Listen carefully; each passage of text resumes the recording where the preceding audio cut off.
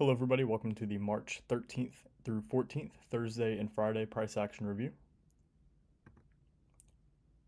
So getting started, we're looking at the S&P on the left and the NASDAQ on the right on the 1 hour time frame. And as you guys know, on Wednesday, I said I wanted to see these highs get delivered, but I said if something clear-cut bearish form, then I wouldn't be surprised if price ran down one more time before delivering the run.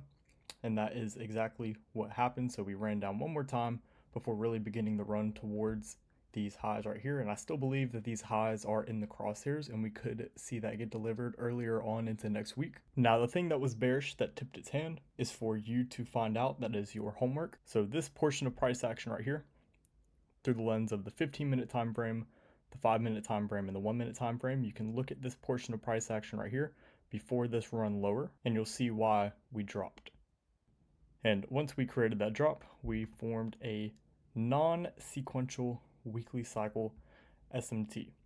And as you can see, once that weekly cycle sequential SMT formed, that is what caused us to return into the range, beginning the run towards the buy side liquidity. Now going from the 1 hour chart to the 6 hour time frame towards the end of the day on Thursday, as you guys can see right here, this candle in specific is a TPD. Now, even though the colors are the exact same on candle number 2, you can see there is that cracking correlation between candle 1 and candle 3.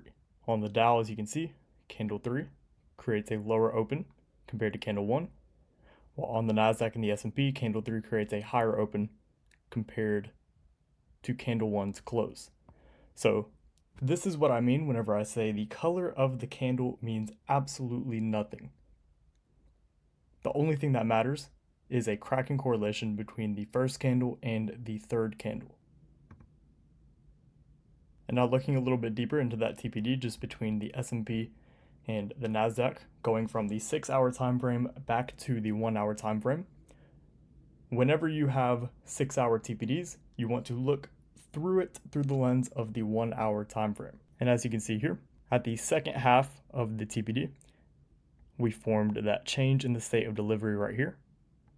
So this close is higher than this candle's open, and this close is higher than this candle's open, creating a valid change in the state of delivery.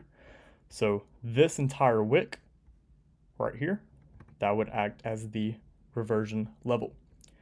And as you can see, comparing the S&P and the NASDAQ, where candle number 3 opens up, it opens up perfectly on that reversion level, drops down, trades a little bit into the wick, and then kicks off the run, and also forms a fair value gap, trading back inside of that, and then continuing the run again.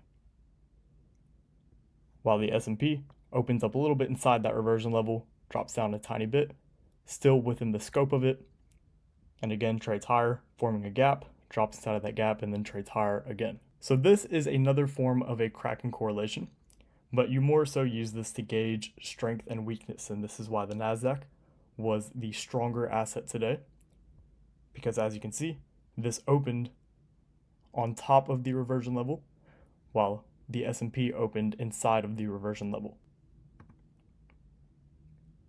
So now going back to the 1 hour time frame, even though this was a non-sequential SMT, we still have that 6 hour TPD and that reversion level within there being able to confirm this non-sequential SMT. But another thing to add on to that is exactly what I taught you over the weekend. Once you have an SMT and a TPD, if you really want to know if that TPD is high probability, all you have to do is look to the left side of the chart and look for a original consolidation.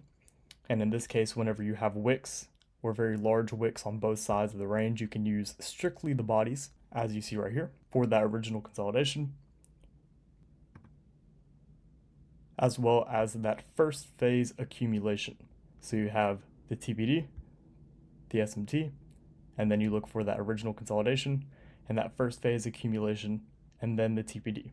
If you have all of these things in alignment, this is very, very, very high probability for price reversals. And if you're struggling with targets, if you're able to get in at the reversion level, you can look to target the first phase accumulation high or low. If you're bullish, then you want to target the high. You can use that as a target, or you can use the original consolidation highest point, which is that buy side liquidity that we're targeting, as a target as well. And now going back to the 6-hour time frame, knowing what we know now with this specific TPD right here, as you guys can see, price traded higher, but right before it expanded in the morning session, I want you to take a moment and look, pause the video, and write down what you see.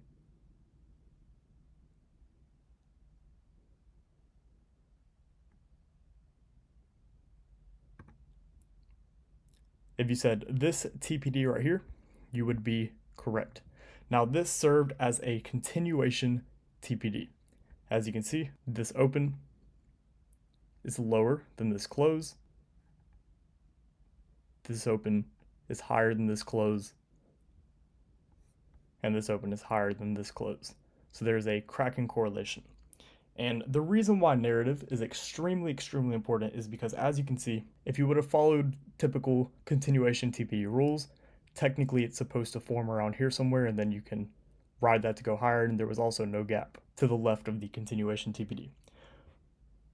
But once you have well-defined narrative established, and you already have a TPD confirming it, as you can see right here with this one, that's whenever you can use interlinked TPDs like this. And also this specific TPD is in regards to time, because candle 3 would be the entire morning session. And as you already know, the morning session is the most volatile and highest probability session to trade.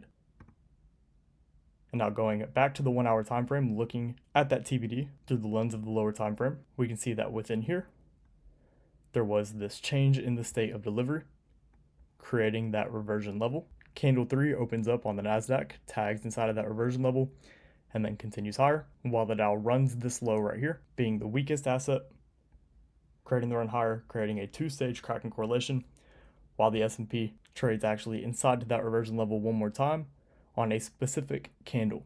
Now this is where the voodoo really comes into play.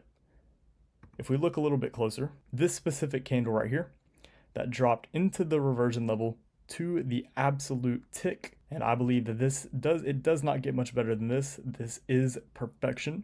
But what is so important about this candle is this is the 10 o'clock candle, which is whenever news released. So news released, repriced perfectly inside of this reversion level.